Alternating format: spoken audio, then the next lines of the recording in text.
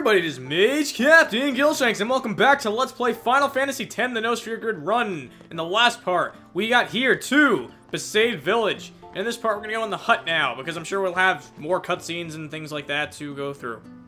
Did I even go in the right? No, I didn't even go in the right hut. Okay, my mistake, my mistake. Now, I'm gonna handle this a little differently than other people do. I'm not gonna really bother talking to every single townsperson, because the vast majority of them are pretty useless and just don't have anything interesting to say at all.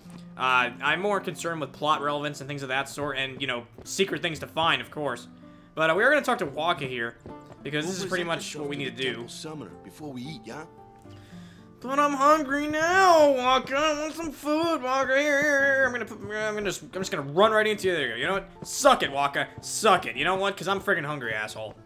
Okay, so you know what? Let's get out of here now, because he's not gonna feed us until we go to the temple and pray, I guess. So we're gonna have to do that. Remember, very religious character, gonna be important later. So let's keep going now, and I'm gonna take it. This is the church.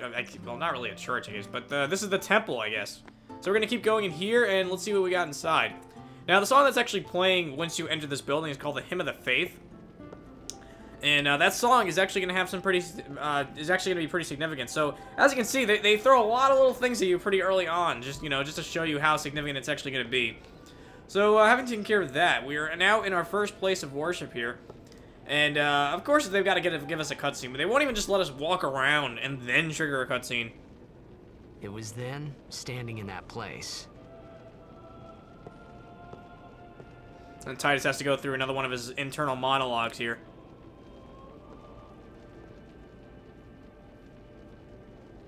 I began to realize how different this world was from my own.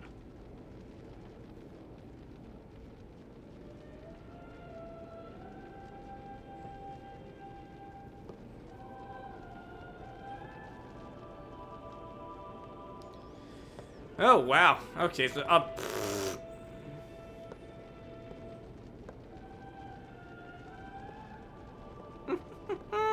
This game hates me. It just doesn't want me to say anything. It just wants to cut me off. Like, every time I move, it has to trigger a cutscene. Finally, we receive a statue for our temple.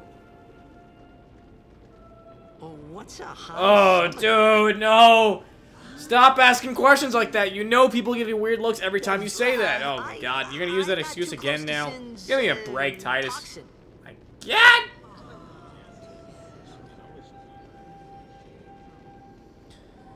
Oh, looks like we actually pulled it off. It's funny hearing myself make the same excuse over and over. Funny. Yeah, we've already used that excuse twice now. The summoners are practitioners of a sacred art, sworn to protect the people of Yevon. Only a chosen few become summoners, who call forth entities of great power, the Aeons. The Aeons hear our prayers and come down to us. They are the blessing of Yevon. So what he meant was that we should respect some kind of great men, or something like that, I figured. Okay. Yeah, I see you learned a lot from that, Titus. Okay, you know what? Let's just keep going. I don't think there's anything interesting in these rooms back here. I'm just going to check just to be on the safe side, though. I don't think there's any treasure chests in here, but I really don't want to miss something accidentally, so let's see if we're going to walk around. I don't think there are any Albed primers either, so yeah, okay, so never mind. The other room is basically just a repeat of this. So, needless to say, there's really not too many areas to explore. So you know what? Let's go upstairs and go into that main room up there, because I'm a little curious to see what's in there. Cloister of Trials. Interesting. What is that? Well, okay, never mind that. Okay, so, let's get out of here now. Let's go back into the main area, because we pretty much did everything we could. I missed the damn door, because I realized that I was running against the wall. I thought that was the door. Okay, so, now that we're back out here, let's go and talk to the Crusaders and find out what they're about. So we know what summoners are now, and we know what Aeons are. At least we have an idea of what they all are. But what are the Crusaders? What role do they play in all this? So I believe this is the Crusaders' hut here. Let's see what they have to say. Oh, it's Luzu and Gata. Now, I believe there's actually another Albed primer somewhere around here. I don't remember exactly where it is, though. Crap. If I have to look it up later, then so be it. Kitty! There's a little kitty on the bed! Is that a dog? Actually, I can't even tell if that's a cat or a dog. In all honesty, the screen is too small from this angle. There you go. Okay, so now we have another Albed primer. I knew there was one in here, and this changes the Albed letter P to our letter B. So, let's talk to the Crusaders, and let's see what they want to say. Hey, you! You were attacked by Sin, right? Recently, was it? I think so. So, Sin can't be far, right? You're not hiding anything, are you? Why would I? If Sin's nearby, it'll attack the island for sure. But it hasn't. I wonder why. I'm sorry. I really don't know anything. To tell the truth, I don't even know what the Crusaders are. You're kidding, right? Sin, the toxin. Gotta tell him who we are. Yes, sir. The Crusaders are sworn to battle Sin. We have chapters throughout Spira, accepting all who wish to join our struggle. The hero Mihen formed the Crusaders 800 years ago as the Crimson Blades. Later, our ranks grew and we called ourselves the Crusaders. We've been fighting Sin ever since. What? You've been fighting 800 years and you still haven't beat it? Well, we've steered Sin away That's from not towns funny. Shut many up. times. And that's all we can do. Nobody's ever been able to defeat it. Our mission as Crusaders is to protect the temples, towns, villages, and people of Spira. So, then whose job is it to defeat Sin? Is Sin's Dude, toxin the really summoners, this they bad? already told us about that when we were in the temple. Bad. We could just tell you, but I think it better for you to try and remember. Go pray at the temple. Perhaps Yevon will help you regain your memory. Okay, that's interesting. So, we have the summoners who are tasked with defeating Sin. Or actually, well, yeah, maybe I shouldn't talk too much about that yet. But we have the Crusaders here, who are tasked with sort of protecting the people of Spirit on the sidelines. So, having taken care of that, and we got our Albed Prime, which is actually the real reason that I wanted to go in there in the first place. Let's go back in here and let's talk to Waka, and let's see what's going on. Because now that we've prayed at the temple, hopefully we can finally get... I went in the wrong damn hut again. So anyway, going back to that joke I was about to make, now that we've finally prayed at the temple, let's see if we can finally get some food in our bellies, because I'm hungry. I don't know about you guys. I actually am kind of hungry in real life. No time for lunch yet. I'm about to throw my controller against the wall, dude. Look bushed. This is bullshit. Alright? Just give me some food. I don't want to take a fuck... actually, I can take a little bit of a nap. I am kind of tired. Alright, then I'll see you guys next time. We're just going to end the video here now. No, I'm only kidding. Go see how they are doing. We can't interfere. It's a rule. But it's been nearly.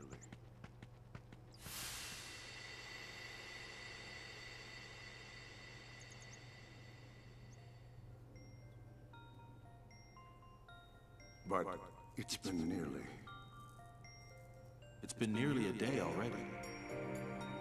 Perhaps you could go look for us. People are searching for him now. Thank you.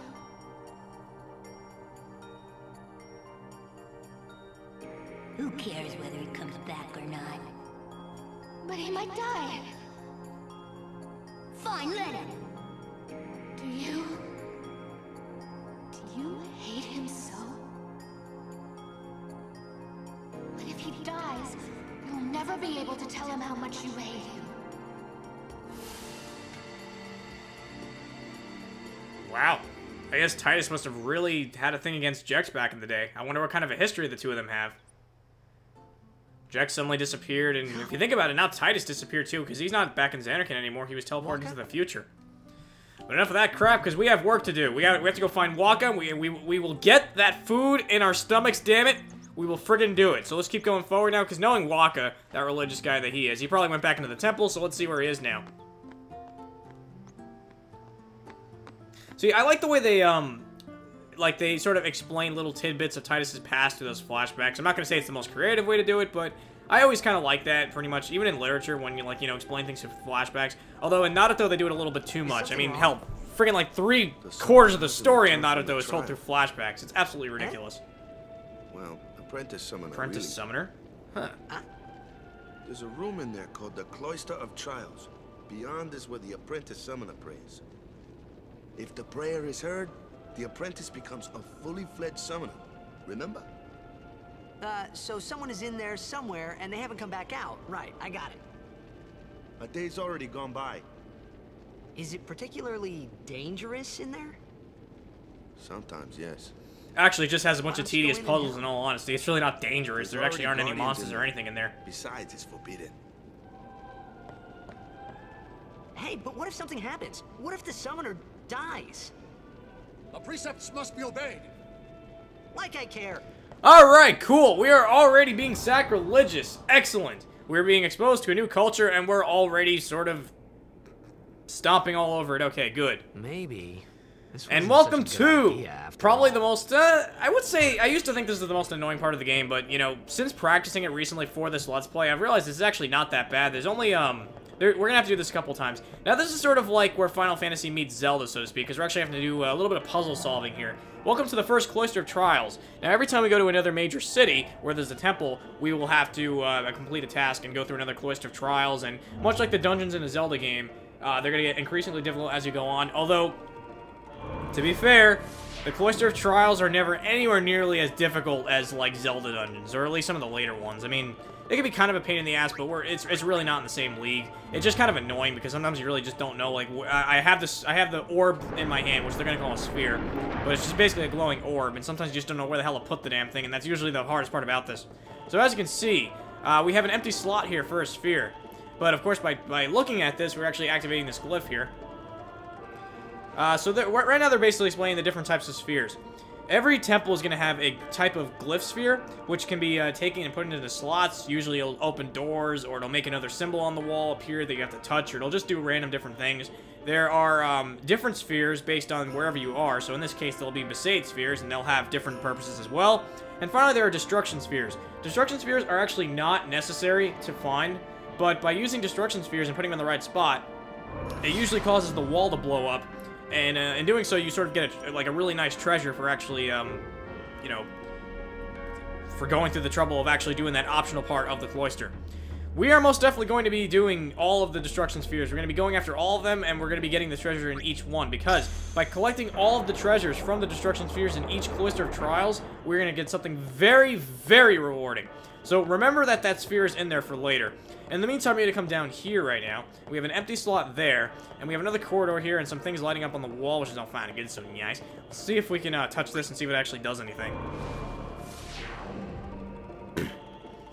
Now, I didn't necessarily practice this before recording, but truth be told, it's just so damn easy that there's really just no need to, in all honesty. So even if I have to fumble around for a second here, it's really not that bad. Now, I believe this is our first Besaid sphere, so we're going to take that. And as you can see, once we take it, it sort of like takes away its power source, and that thing is no longer lit up. So that's sort of your indication that you're going to have to use this Besaid sphere to supply power elsewhere. So if you go here, and I guess I can't touch that one. So instead, we're going to take this Besaid sphere and put it over here. Of course, I just finished saying how easy this was, but I don't really have it practiced, so it's not as if I have it memorized. I actually am sort of going through it, but again, really not that much of a task. So we're going to push that thing along there now. And that's pretty much the end of the Cloister already. Yeah, pretty damn easy in all honesty. What did we do? We put a sphere into a door, we walked downstairs, we got another sphere, and we put it into a pedestal. That's about it. Now, the only thing that really makes the Cloister a little more challenging is when you actually want to go back and go for the Destruction Sphere. Now, usually the Glyph Sphere can lead to obtaining the Destruction Sphere. So that's kind of your indicator that you want to take your Glyph Sphere here and march it on over here. And remember, we have an empty slot based on this from, actually no, it's not, my mistake, I went to the wrong one. This is the empty slot you're actually supposed to go to. So let's put the Glyph Sphere in here, and let's open this door. For a second I thought the door wasn't gonna open. I was gonna be like, shit, just made an ass out of myself. Okay, look at this. Now, the Destruction Sphere is always gonna be purple. The spheres based on different actual islands are going to be different colors. I believe the glyphs are always going to be like a light blue, and the destruction spheres are always going to be purple. So now you want to take this destruction sphere and put it into this slot. There's always just going to be a random slot where you want to put the destruction sphere, and that's where it's actually going to cause something pretty cool to happen. So as you can see, we have a purple stream of light, and that causes this wall to blow up. So much like the name implies, that is the destruction sphere, and we're going to get a nice treasure from that. It actually is a really nice treasure from that, as I'll be able to show you, coming up. It's going to be even more helpful if you're not doing a no-sphere grid run. The Rod of Wisdom is a weapon for a party member that we do not yet have in our party.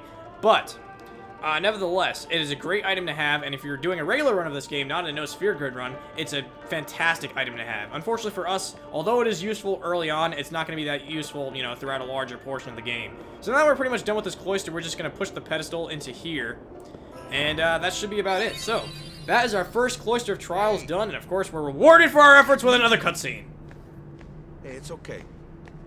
Only summoners, apprentice summoners, and their guardians can enter here. It's a tradition, very important. So what about you? Me?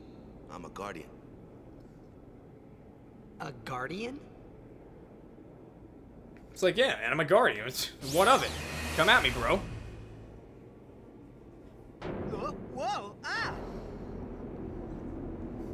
You know, for a society that doesn't really believe in technology, I think this is pretty advanced stuff here, but technically it's not, you know, Machina, quote unquote. The Guardian's in there now. One of them's got a sure fuse, and who knows what the other's thinking. Well, now that we come this far, might as well go all the way.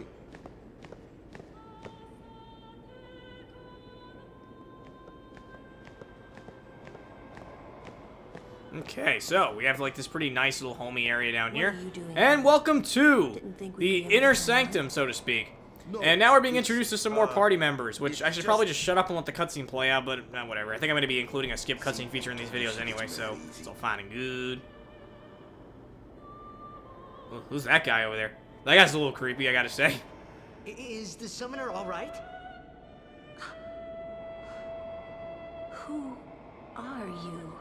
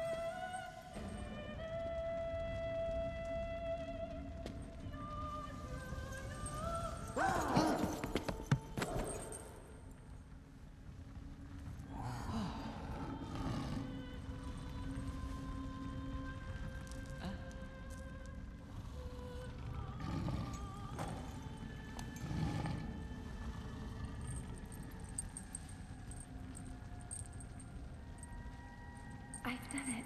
I have become a summoner. Oh, you gotta love that pacing in the friggin' for the English dubbing. Yeah, this was pretty much their first time ever having to do that. Because remember, guys, this came out in 2001. This was a time when voice acting in video games really wasn't a thing yet. So, they've come a long way since then. At least you gotta admit that much.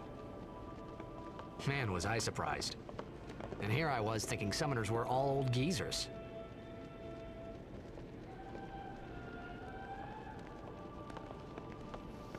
Well, that's just pretty nice. Okay, so I'm going to end things off here because we're going to have even more cutscenes when we go outside, and I don't necessarily want to start that off just yet. So thank you guys for watching. In the next episode of Let's Play Final Fantasy X, the No Sphere Grid Run, we're going to meet this summoner that Titus seems to have the hots for. Wink, wink. See you guys next time!